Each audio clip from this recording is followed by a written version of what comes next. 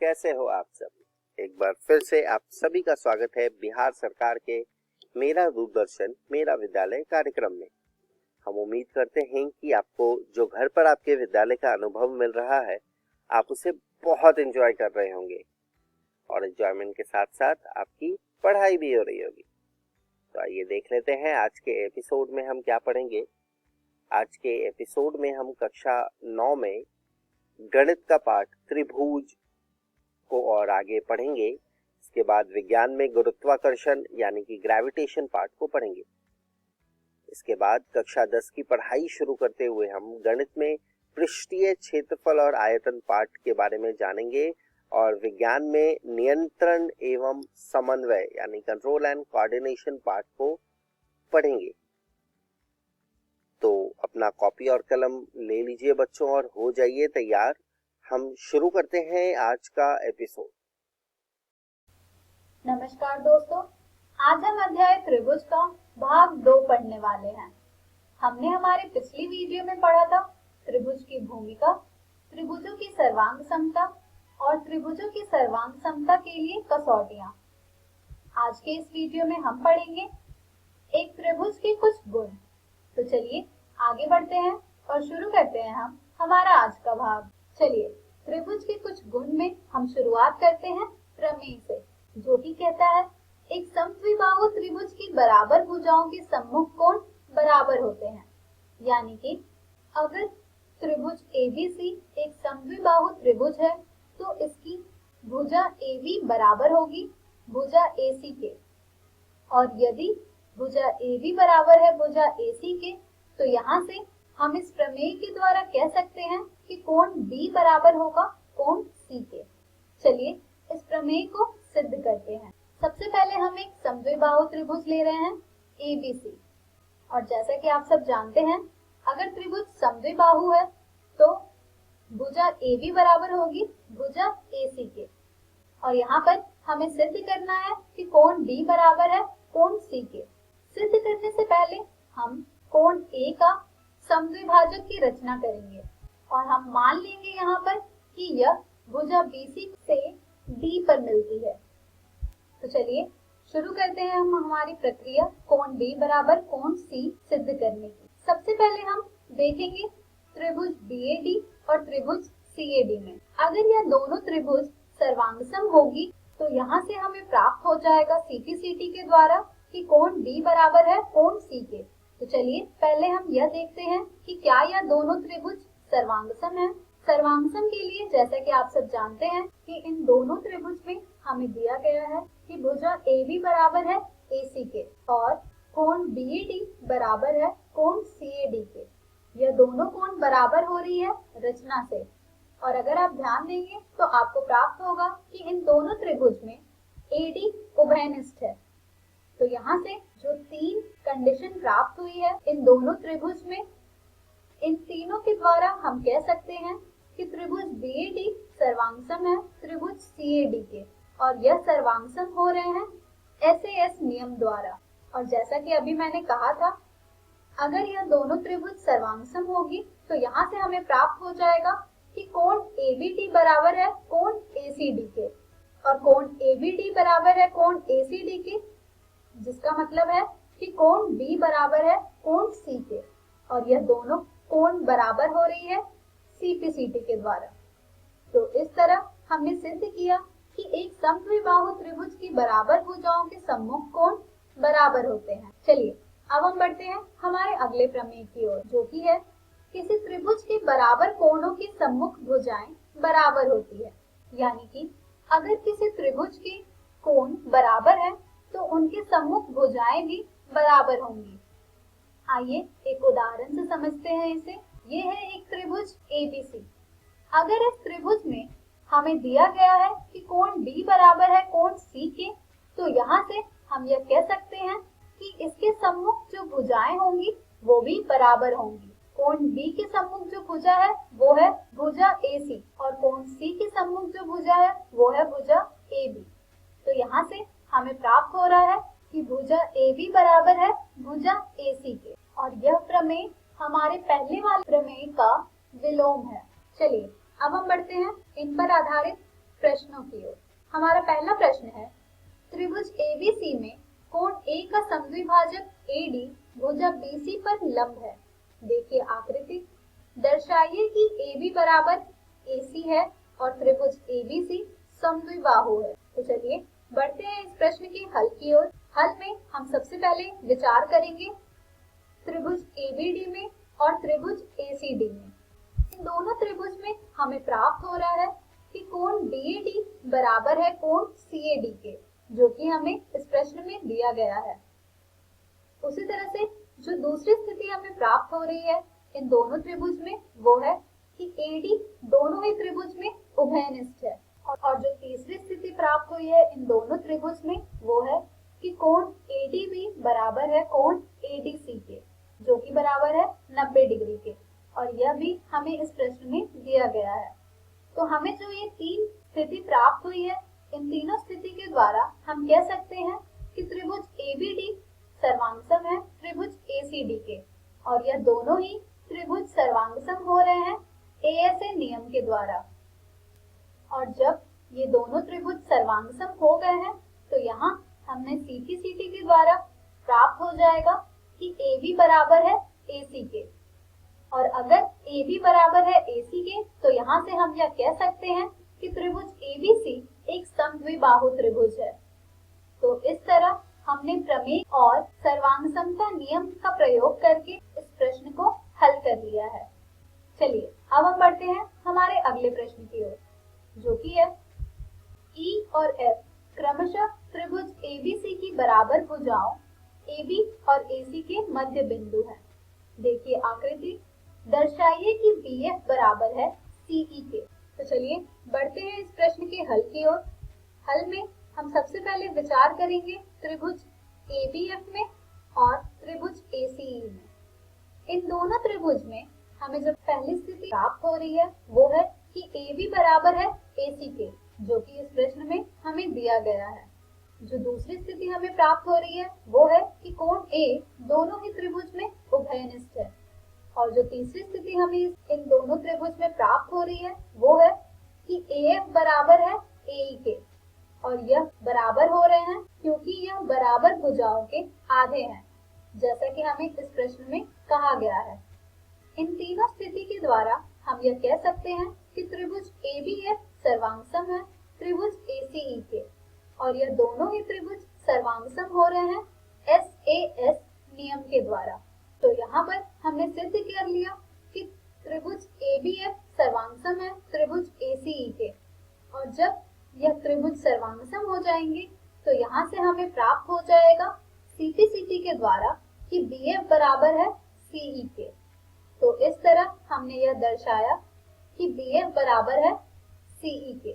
चलिए अब हम बढ़ते हैं हमारे अगले प्रश्न की ओर, जो कि है त्रिभुज ABC एक समद्विबाहु त्रिभुज है जिसमें AB बराबर AC है। भुजा BA बिंदु D तक इस प्रकार बढ़ाई गई है कि AD बराबर AB है। देखिए आकृति, दर्शाइए कि कोण BCD एक समकोण है। यानी कि इस प्रश्न में हमें यह दिखाना है कि कोण BCD बराबर है 90 डिग्री के। तो चलिए बढ़ते हैं हम इस प्रश्न के हल की ओर। हल में हम सबसे पहले देखेंगे त्रिभुज ACD में। त्रिभुज ACD में अगर आप ध्यान दें तो आपको प्राप्त होगा कि AC बराबर है AD के, जो कि इस प्रश्न में हमें दिया गया है। और अगर भुजा AC बराबर है भुजा AD के, तो यहाँ से हमें प्राप्त हो जाएगा कि कोण ACD बराबर है कोण D के, क्योंकि यह बराबर भुजाओं के सम्मुख कोण है। और जैसा कि हमने प्रमेय में जाना था कि बराबर भुजाओं के सम्मुख कोण बराबर होते हैं। इस स्थिति को हमने समीकरण 1 मान लिया है। अब हम देखेंगे त्रिभुज ABC में। त्रिभुज ABC में हमें दिया गया है कि AB बराबर है AC के, और अगर भुजा AB बराबर है भुजा AC के, तो यहाँ से हमें प्राप्त हो जाएगा कि कोण B बराबर है कोण ACB के, और यह दोनों कोण भी बराबर हो रहे हैं क्योंकि यह बराबर भुजाओं के सम्मुख कोण है। इसे हमने समीकरण 2 माना है। चलिए अब हम देखेंगे त्रिभुज DCB में।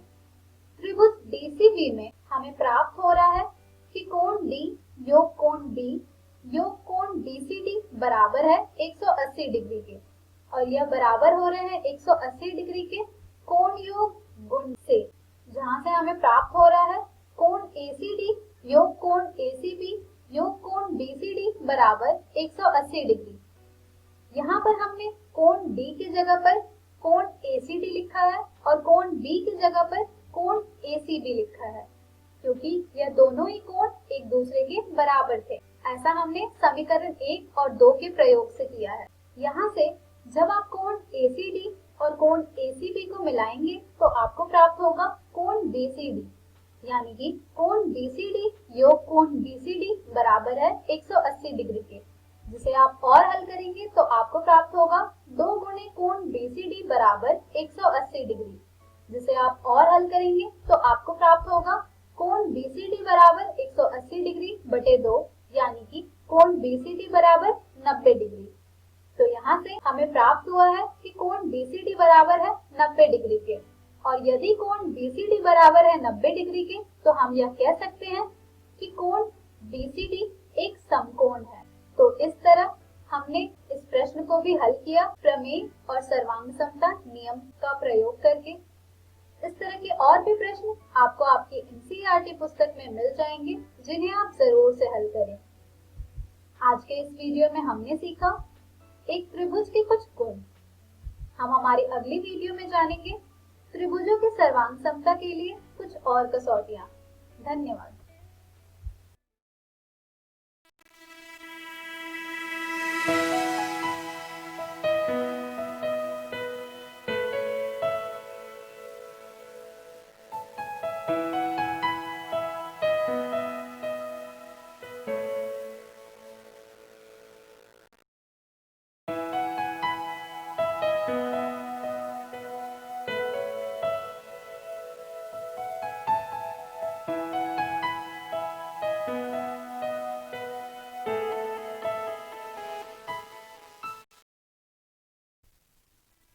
नमस्कार दोस्तों, आज हम गुरुत्वाकर्षण का चौथा भाग शुरू करने जा रहे हैं।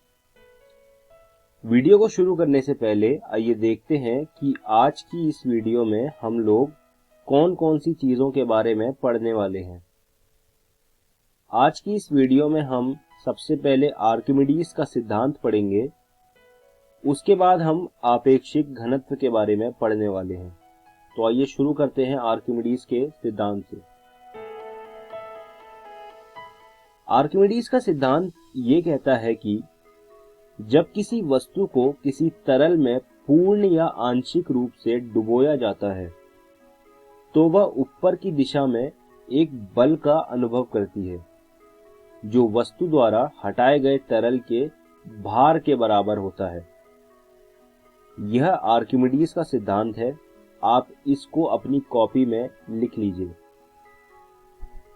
तो आर्किमिडीज के सिद्धांत के इस्तेमाल से काफ़ी चीज़ें बनाई गई हैं, काफ़ी चीज़ों का डिज़ाइन करा जाता है। जैसे आपने पानी का जहाज़ देखा होगा, पानी के जहाज़ को बनाने के लिए आर्किमिडीज का सिद्धांत एक महत्वपूर्ण सिद्धांत है।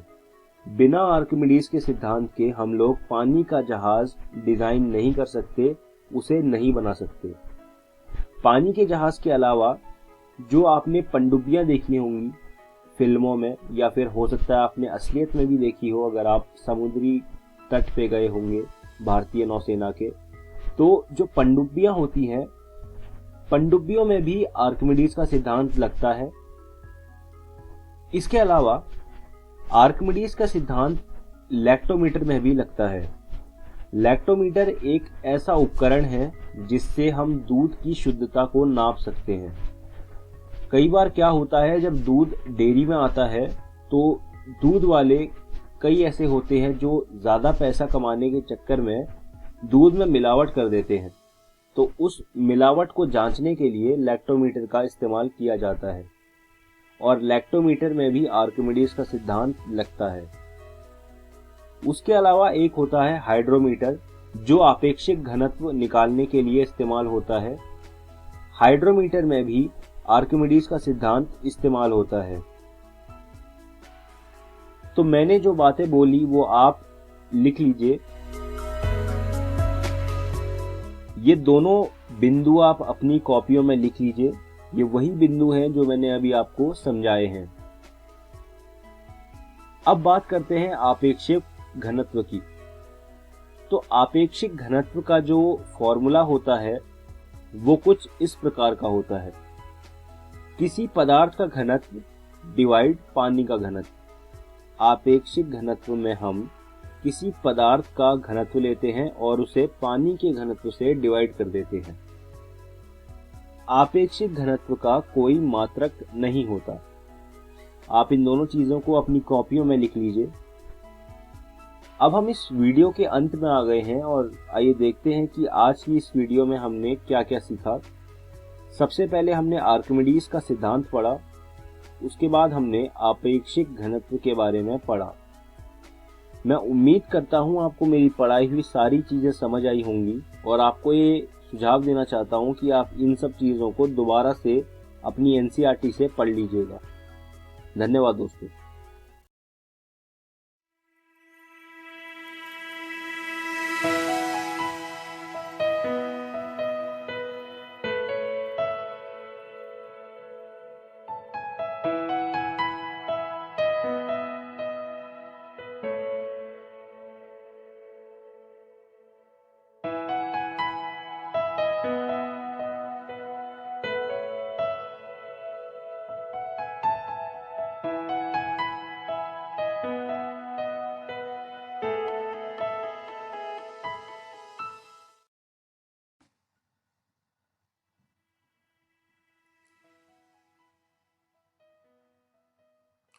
नमस्कार दोस्तों, आपका इस वीडियो में स्वागत है। दोस्तों, आज हम आपकी कक्षा 10वीं का अध्याय 13 पृष्ठीय क्षेत्रफल और आयतन भाग 4 पढ़ेंगे। तो दोस्तों, आइए जानते हैं कि आज की इस वीडियो में हम लोग क्या पढ़ने जा रहे हैं। जैसा कि आपको पिछली वीडियो में बताया गया था कि आज की इस वीडियो में हम लोग एक ठोस का एक आकार से दूसरे आकार में रूपांतरण करना सीखेंगे और उसका आयतन निकालना सीखेंगे। आइए दोस्तों, शुरुआत करते हैं। तो दोस्तों, एक ठोस का एक आकार से दूसरे आकार में रूपांतरण किस प्रकार होता है।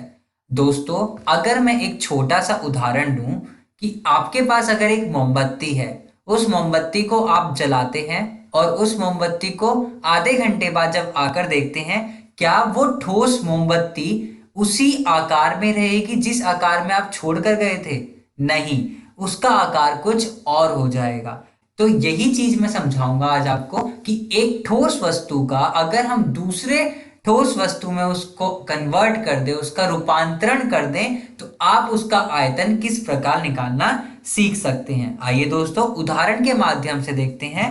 यहाँ पे उदाहरण कह रहा है कि त्रिज्या 4.2 सेंटीमीटर वाले धातु के एक गोले को पिघलाकर त्रिज्या 6 सेंटीमीटर वाले एक बेलन के रूप में ढाला जाता है।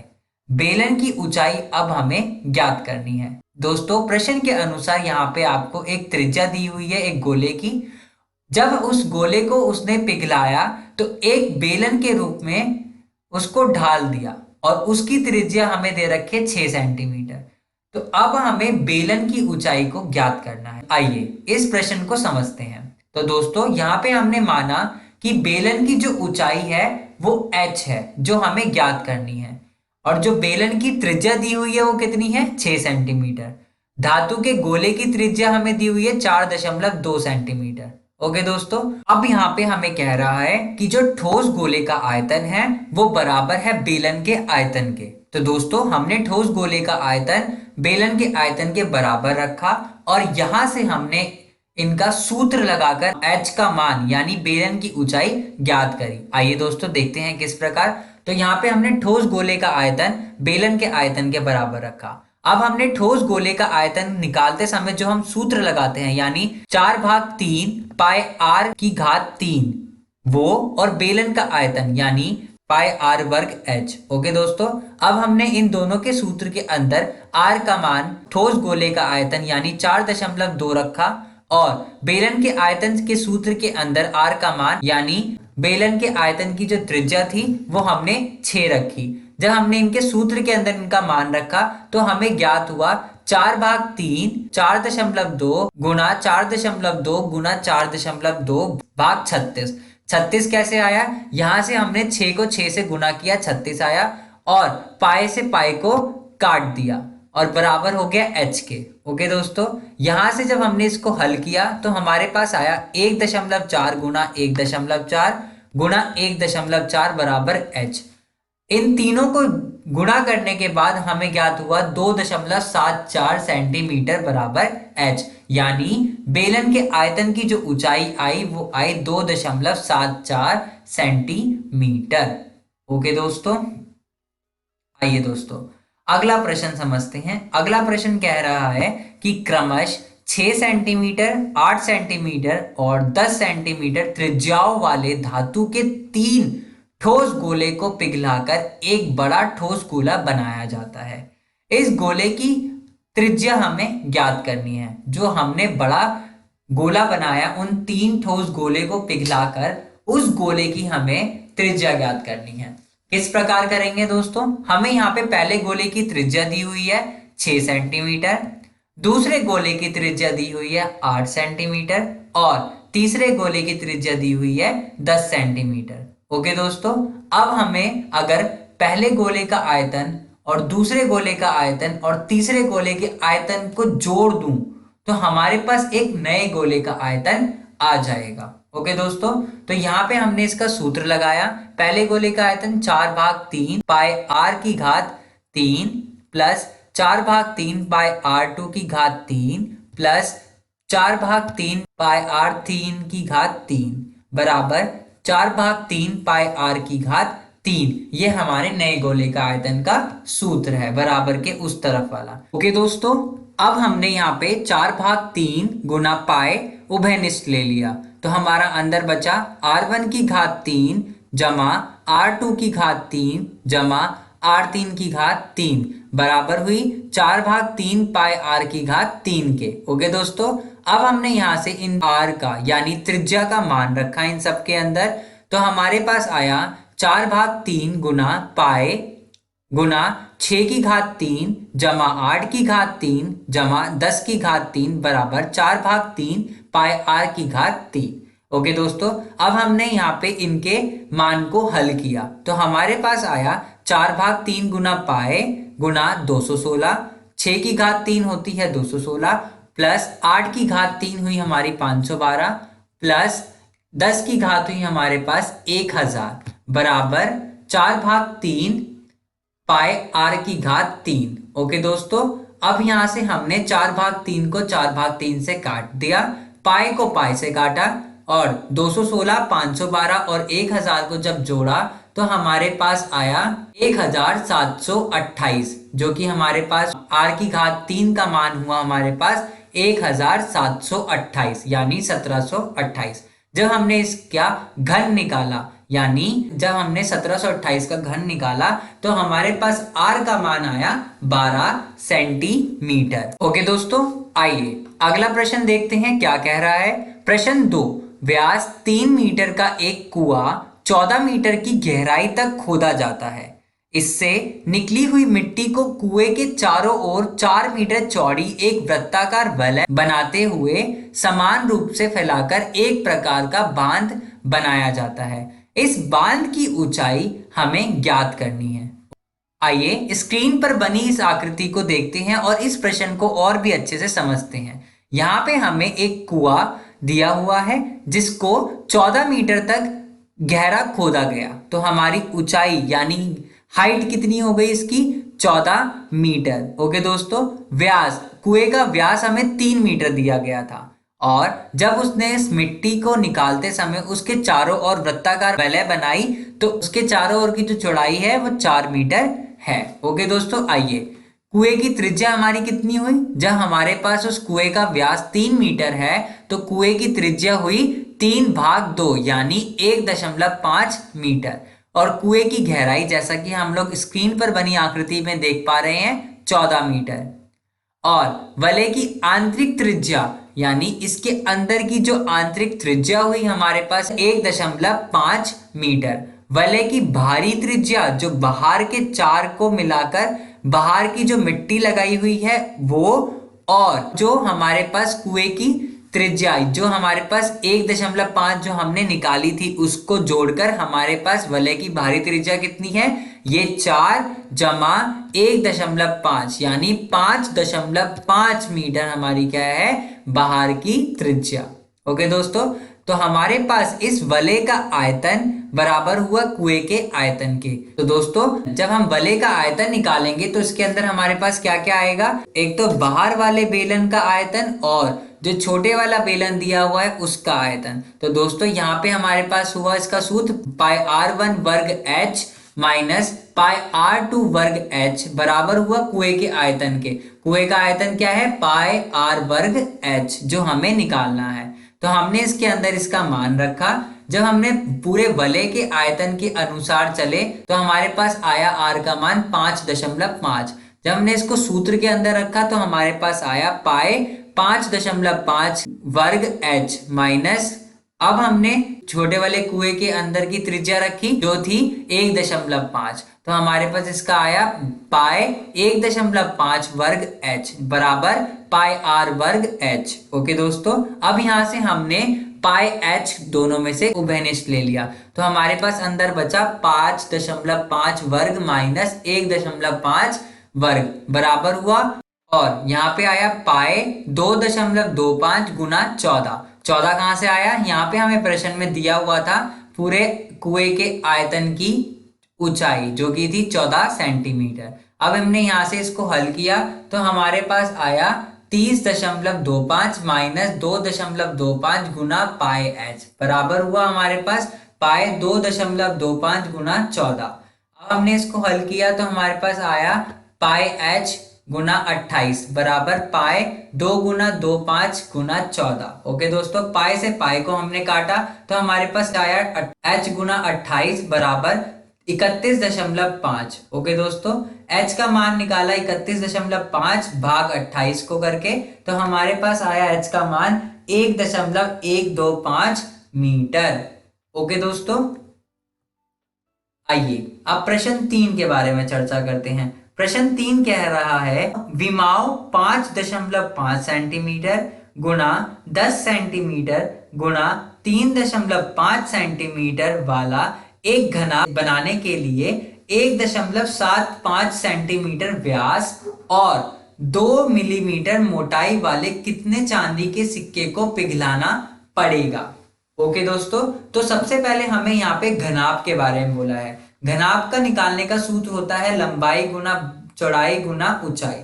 तो हमारे यहाँ पे तीनों दी हुई है। तो दोस्तों घनाभ की लंबाई हुई हमारे पास 5.5 सेंटीमीटर, घनाभ की चौड़ाई हुई हमारे पास 10 सेंटीमीटर और घनाभ की ऊंचाई हुई हमारे पास 3.5 सेंटीमीटर। अब जब हमने इसके घनाभ का आयतन निकाला जिसका सूत्र होता है लंबाई गुना चौड़ाई गुना ऊंचाई, उसके अंदर रखा तो हमारे पास आया 5.5 गुना 10 गुना 3.5। अब हमने इन तीनों को गुणा किया तो हमारे पास आया 192.5 सेंटीमीटर घन।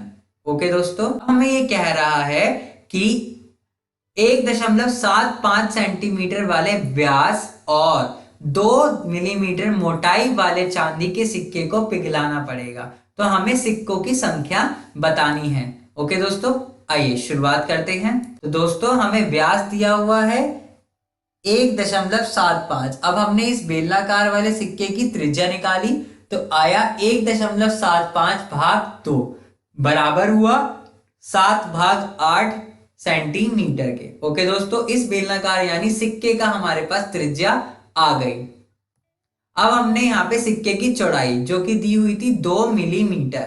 सबसे पहले हमें मिलीमीटर को सेंटीमीटर में बदलना पड़ेगा। जब हमने मिलीमीटर को सेंटीमीटर में बदला तो 2 को 10 से भाग दे दिया। जब हमने 2 को 10 से भाग दिया तो हमारे पास ये आ गया सेंटीमीटर में। तो जब हमने इसको काटा तो हमारे पास आया 1/5 सेंटीमीटर।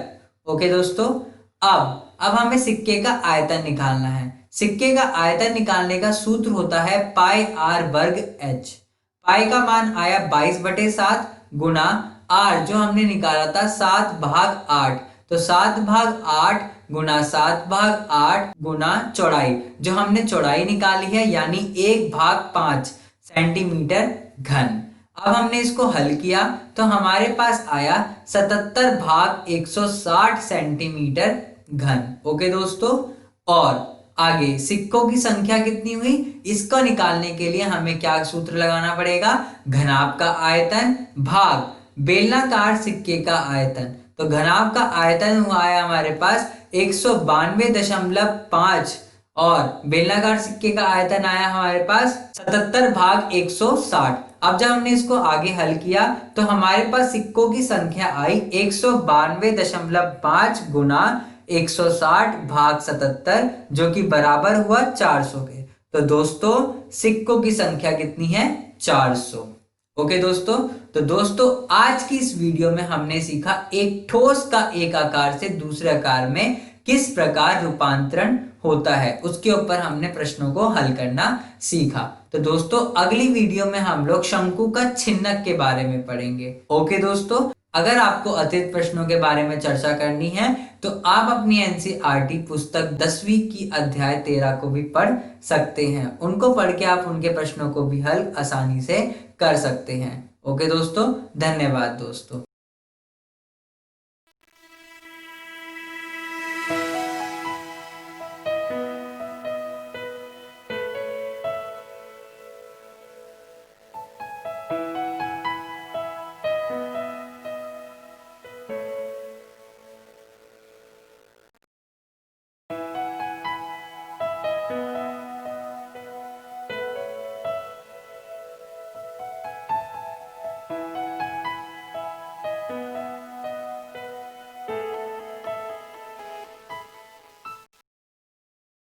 नमस्कार दोस्तों, आज हम कंटिन्यू करेंगे हमारा चैप्टर जिसका नाम था नियंत्रण एंड समन्वय।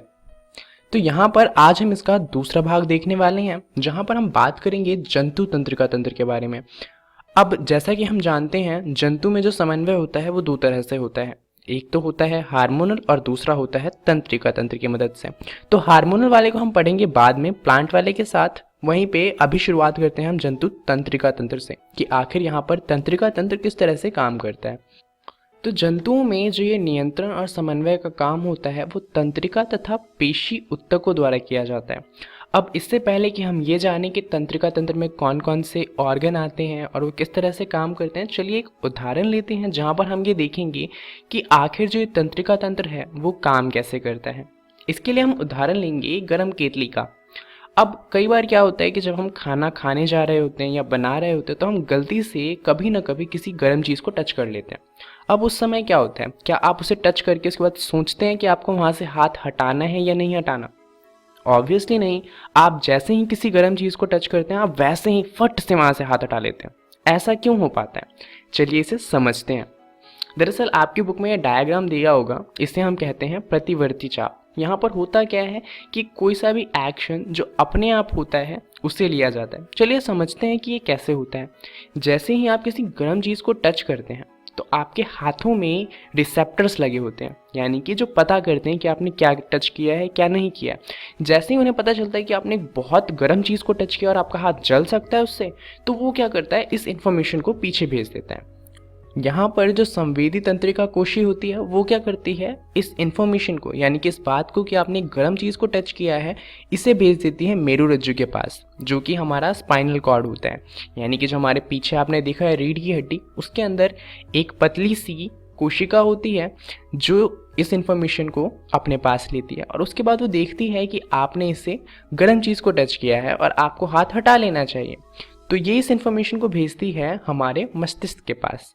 उसके बाद वो क्या करती है, ये इन्फॉर्मेशन मसल्स को भेजती है, यानी कि जो हमारे भुजा में पेशियां हैं उनके पास ये इन्फॉर्मेशन भेजती है कि हाथ ने किसी गर्म चीज़ को टच किया है और हाथ को हटाना है, तो अपने आप को सिकोड़ लो।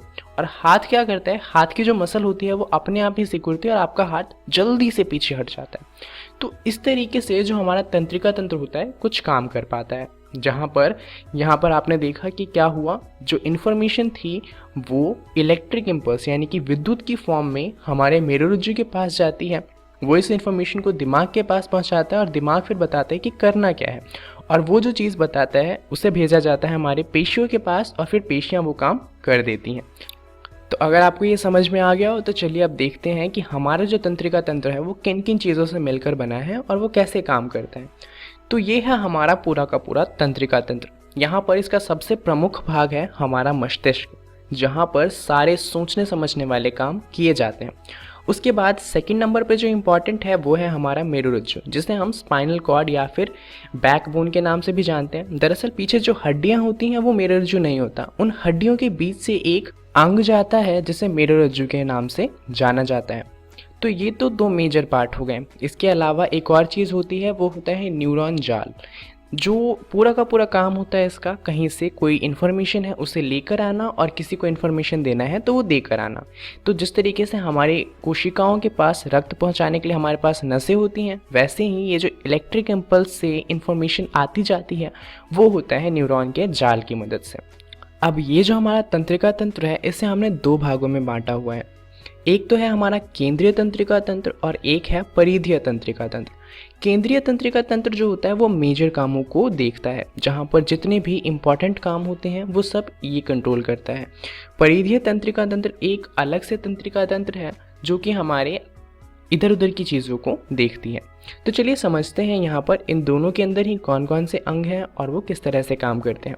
अगर हम केंद्रीय तंत्रिका तंत्र की बात करें तो इसका सबसे मेजर पार्ट होता है हमारा मस्तिष्क।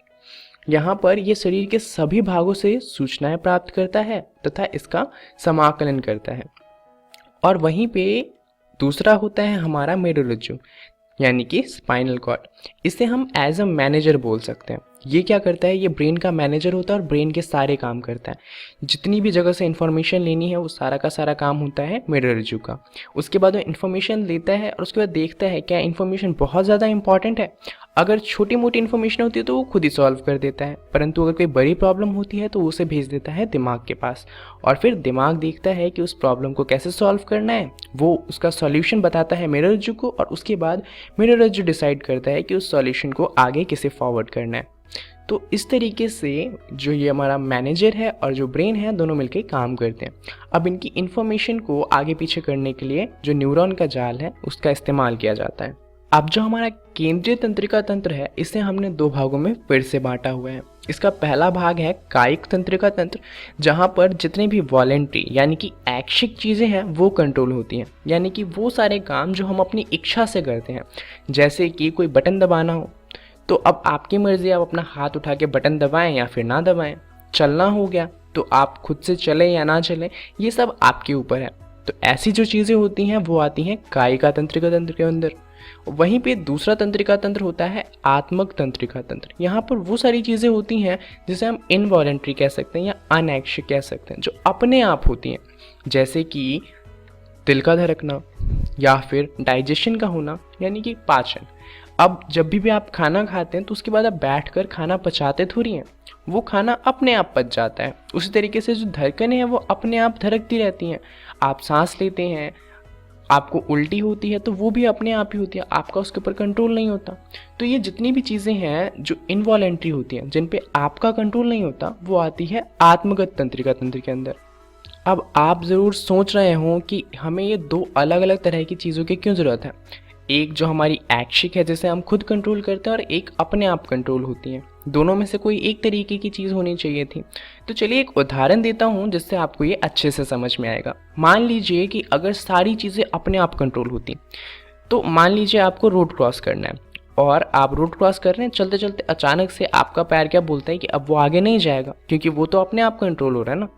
तो वहाँ पर क्या होगा, एक्सीडेंट हो सकता है। तो यहाँ पर आपके पैर का कंट्रोल आपके पास होना बहुत ज़्यादा ज़रूरी हो जाता है। तो हो सकता है आप ये सोचें कि सारे के सारे कंट्रोल हमारे पास होने चाहिए। तो जैसे यहाँ पर धड़कन है, दिल की जो धड़कन होती हैं वो हम कंट्रोल नहीं करते। अब मान लीजिए एक सेकंड के लिए कि आपको कंट्रोल करना होता है और आप करना भूल जाते हैं, तो उससे बहुत ज़्यादा दिक्कत हो सकती थी। इसलिए कुछ चीज़ें हैं जिन्हें हम कंट्रोल कर सकते हैं और कुछ चीज़ें हैं जिन्हें हम कंट्रोल नहीं कर सकते। चलिए अब समझते हैं कि आत्मगत तंत्रिका तंत्र को कितने भागों में बांटा गया। दरअसल इसे हमने फिर से दो भागों में बांटा है। पहला है अनुकंपी तंत्रिका तंत्र और दूसरा है परानुकंपी तंत्रिका तंत्र। इन दोनों के लिए ही इंग्लिश की कुछ लाइन फेमस है। अनुकंपी तंत्रिका तंत्र के लिए हम यूज़ करते हैं फाइट एंड फ्लाइट सिस्टम। वहीं पर परानुकंपी के लिए इस्तेमाल होता है रेस्ट एंड डाइजेस्ट सिस्टम। अब चलिए इनको समझते हैं कि इनका क्या मतलब है। फाइट का मतलब होता है लड़ना, और यहाँ पर फ्लाइट का मतलब है भाग जाना या वहाँ से चले जाना। तो यहाँ पर देखा जाए तो अनुकंपी तंत्रिका तंत्र को ये बताया गया है कि या तो ये लड़ेगा या फिर भाग जाएगा। तो इसका उदाहरण देखते हैं। मान लीजिए आप रास्ते पर चल रहे हैं और अचानक से कुत्ता आपके ऊपर भौंकने लग जाता है, तो आप क्या करेंगे? या तो आप उसे डराने की कोशिश करेंगे, आप वहाँ से भाग जाएंगे। दोनों ही केस में क्या होगा कि आपकी जो दिल की धड़कन है वो बहुत ज़्यादा तेज़ हो जाएगी, आपके पास बहुत ज़्यादा एनर्जी आ जाएगी। ये क्यों होता है? क्योंकि ये जो अनुकंपित तंत्रिका तंत्र होता है वो ऊर्जा खर्च करने के लिए शरीर को उत्तेजित करता है। आपके दिल की धड़कन बढ़ती है, आपका जो रक्त होता है वो आपकी त्वचा और डाइजेशन वाला जो पार्ट होता है उससे हटकर बॉडी में आ जाता है, जिससे आपको बहुत ज़्यादा ग्लूकोज मिलता है और आपके अंदर बहुत ज़्यादा एनर्जी आ जाती है। इससे आप बहुत तेज़ी से भाग सकते हैं। वहीं पर परानुकंपित तंत्रिका तंत्र इसका बिल्कुल अपोजिट है। ये क्या करता है? ये ऊर्जा को संरक्षित करता है तथा शरीर को शांत करता है। अब मान लीजिए आप कोई काम नहीं कर रहे हैं, आप आराम से शांति से बैठे हुए हैं, तो वहाँ पर अगर शरीर को बहुत ज़्यादा ऊर्जा मिलती है तो उससे क्या होगा कि ऊर्जा बर्बाद चली जाएगी, क्योंकि आप तो कोई काम कर ही नहीं रहे। तो उस टाइम पे परानुकंपित तंत्रिका तंत्र आता है और वो क्या करता है, जो एक्स्ट्रा ऊर्जा होती है वो शरीर को देना बंद कर देता है। अगर आप कोई काम नहीं कर रहे हैं तो आपके पास ऊर्जा भी नहीं होगी, आपके पास उतनी ही ऊर्जा होगी जिससे आप आराम से बैठ सकें। तो ये दोनों तरीके होते हैं जिससे हमारी बॉडी में जो एनर्जी होती है उसको ऑप्टिमाइज़ किया जाता है। यानी कि जब एनर्जी चाहिए तब बहुत ज़्यादा एनर्जी भी दी जाती है, और जब नहीं चाहिए होती है तो एनर्जी को बचाया भी जाता है। चलिए अब समझते हैं हमारी केंद्रीय तंत्रिका तंत्र के सबसे इम्पॉर्टेंट पार्ट को, जो कि है हमारा मस्तिष्क। यहाँ पर मस्तिष्क को हम 3 भागों में बांटते हैं। पहला होता है हमारा अग्र मस्तिष्क। ये हमारा जो मस्तिष्क है उसका सबसे बड़ा भाग होता है, और इसका सबसे बड़ा भाग है प्रमस्तिष्क। इसमें क्या होता है, जितनी भी आपकी इंटेलिजेंस है, आप जो चीज़ सोचते हैं, आपकी जो मेमोरी है, ये सब यहाँ पर रखी होती है। वहीं पर आपके पास जो 5 सेंसेस हैं, जैसे कि आप कुछ देख सकते हैं, किसी चीज़ को सूंघ सकते हैं, ये सारी चीज़ें जो होती हैं ये भी यहीं पर स्टोर होती हैं। उसके बाद दूसरा आता है हमारा मध्य मस्तिष्क। यहाँ पर एक तो हमारे पास 2 ग्रंथियाँ होती हैं, एक हाइपोथैलेमस और दूसरा पीयूष ग्रंथि।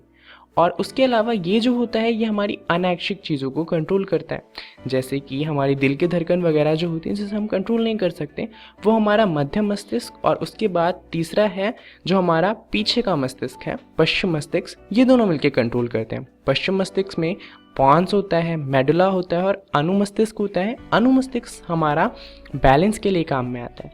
इन सब के बारे में हम पढ़ेंगे अगली वीडियो में और डिटेल में। इस वीडियो के लिए इतना ही। चलिए जानते हैं इसमें हमने क्या जाना। इस वीडियो में हमने जाना जंतु तंत्रिका तंत्र के बारे में, जहां पर हमने इसका ओवरव्यू लिया कि जंतु तंत्रिका तंत्र में आखिर चीज़ें कैसे होती हैं। अगली वीडियो में हम बात करने वाले हैं हमारे मस्तिष्क की। इस वीडियो के लिए इतना ही। धन्यवाद। Daily test 2। पहला प्रश्न, निम्नलिखित में से क्या ऐच्छिक है? ऑप्शन ए उल्टी, ऑप्शन बी पाचन, ऑप्शन सी दिल की धड़कन एंड ऑप्शन डी चबाना। दूसरा प्रश्न, निम्नलिखित में से कौन केंद्रीय तंत्रिका तंत्र का हिस्सा नहीं है? ऑप्शन ए मस्तिष्क, ऑप्शन बी मांसपेशी, ऑप्शन सी मेरुरज्जु एंड ऑप्शन डी तंत्रिका। तीसरा प्रश्न, कायिका तंत्रिका तंत्र कैसा है? ऑप्शन ए ऐच्छिक और ऑप्शन बी अनैच्छिक। चौथा प्रश्न, कौन सी शरीर प्रणाली फाइट एंड फ्लाइट प्रतिक्रिया से जुड़ी हुई है? ऑप्शन ए परानुकंपी तंत्रिका तंत्र, ऑप्शन बी अनुकंपी तंत्रिका तंत्र, ऑप्शन सी कायिक तंत्रिका तंत्र और ऑप्शन डी आत्मक तंत्रिका तंत्र। पांचवा प्रश्न, कौन सी शरीर प्रणाली रेस्ट एंड डाइजेस्ट प्रतिक्रिया से जुड़ी हुई है? ऑप्शन ए परानुकंपी तंत्रिका तंत्र, ऑप्शन बी अनुकंपी तंत्रिका तंत्र, ऑप्शन सी कायिक तंत्रिका तंत्र एंड ऑप्शन डी आत्मक तंत्रिका तंत्र। सही उत्तर, पहले प्रश्न का उत्तर डी, दूसरे का बी, तीसरे का ए, चौथे का बी और पांचवें का ए।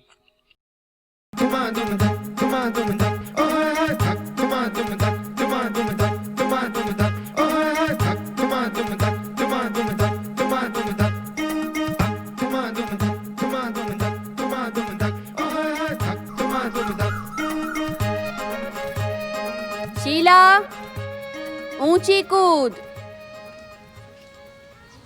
मयूरी, लंबी कूद। सुनीता, लंगड़ी टांग।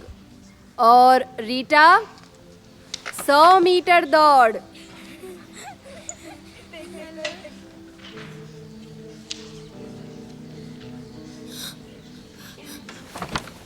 चलो बच्चों। अरे रीता, चल। क्या हुआ? घर नहीं जाना? ये देख। मैं मर तो नहीं जाऊंगी ना?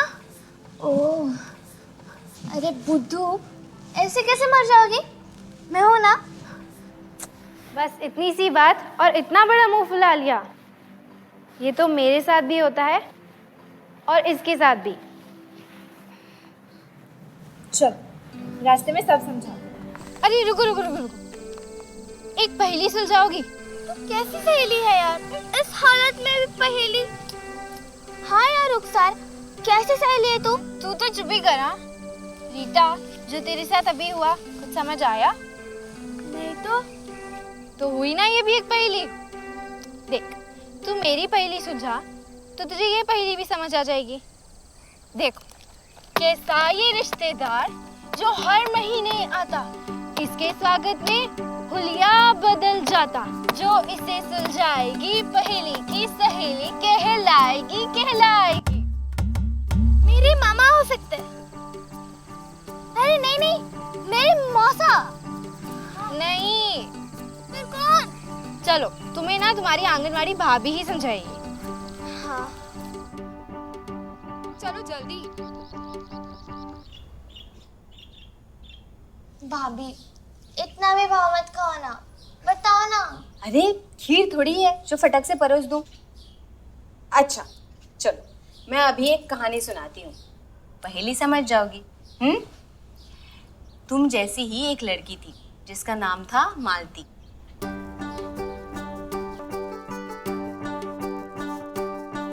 मालती रोज अपनी सहेलियों के साथ स्कूल जाती और हंसते खेलते घर वापस आती। एक दिन जब वह घर से बाहर ही नहीं निकली, तब माँ ने पूछा, क्या हुआ बेटी?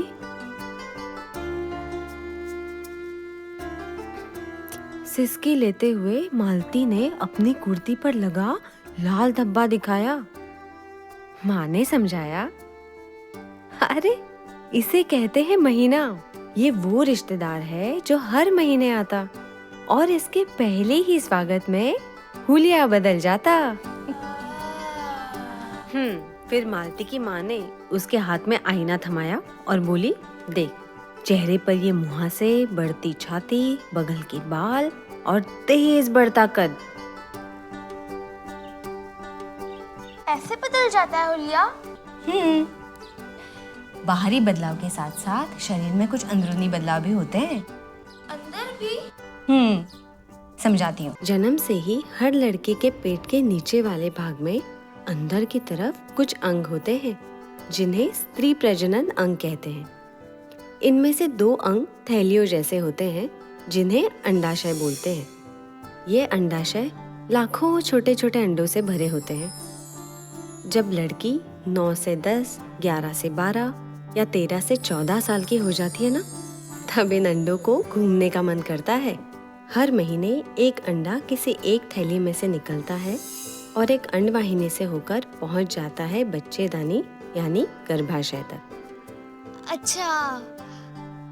अच्छा सुनो, बच्चेदानी वो अंग है जिसमें गर्भ धारण होने पर बच्चा पलता है। बच्चेदानी के अंदर एक मोटी गुदगुदी परत बन जाती है ताकि अगर बच्चा ठहर जाए तो इस गुदगुदी परत में सुरक्षित रहे। यदि अंडाशय से निकलने के 2 दिन के अंदर अंडे का मिलन पुरुष के शुक्राणु से हो जाए तो गर्भ धारण हो सकता है, लेकिन ज्यादातर ऐसा होता नहीं है। भाभी, क्योंकि मैं छोटी हूँ और स्कूल जाती हूँ, है ना? बिल्कुल सही, क्योंकि अंडे का मिलन पुरुष के शुक्राणु से नहीं होता, वो निकल जाता है और बच्चेदानी को परत की जरूरत नहीं रहती। इसीलिए ये खून की परत धीरे धीरे टूट के गिरने लगती है और बाहर निकल आती है। इसी प्रक्रिया को महीना कहते हैं। ओह, तो जो हर महीने निकलता है वो खून की परत है? और ये प्रक्रिया अलग अलग लड़कियों में 3 से लेकर 7 दिन तक चल सकती है। देखो, ये महीना है और ये हर महीने आएगा और ये बिल्कुल आम सी बात है। बाप रे बाप, अब जाके जान में जान आई। मैंने तो सोचा था कि मैं मरने वाली हूँ। चलो, मरना तो कैंसिल, पर मैं दौड़ तो पाऊंगी ना? बिल्कुल। हवाओं में शोर है ये चर्चा, रोर है तेरे पंख है तैयार, ना रुकती तेरी अब रफ्तार, हौसलों में आ गई जान, तेरी ही जीत का है ये फरमान। ऐसी उड़ान लगा, पंछियों से आँख मिला, ऐसी उड़ान लगा, पंछियों से आँख मिला, पहेली की सहेली है तू, पहेली की सहेली, अरे पहेली की सहेली है तू, ये एक और पहेली। कल मैं सुलझाऊंगी। नहीं, मैं सुलझाऊंगी। मैं नहीं सुलझाऊंगी। अरे अरे क्या गोरी, अरे खींचो मत।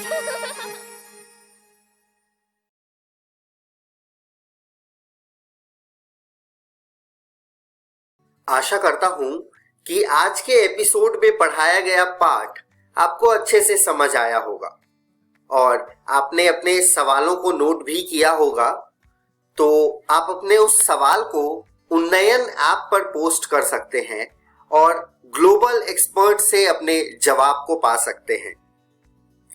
बच्चों, आप अपने सवाल को हमारे दिए गए नंबर पर संपर्क कर भी अपने सवालों का हल जान सकते हैं। स्क्रीन पर जो नंबर दिया गया है उसे नोट कर लीजिए। अगर आप हमें ईमेल करना चाहें तो ईमेल भी कर सकते हैं। स्क्रीन पर ईमेल आईडी दी हुई है, नोट कर लीजिए।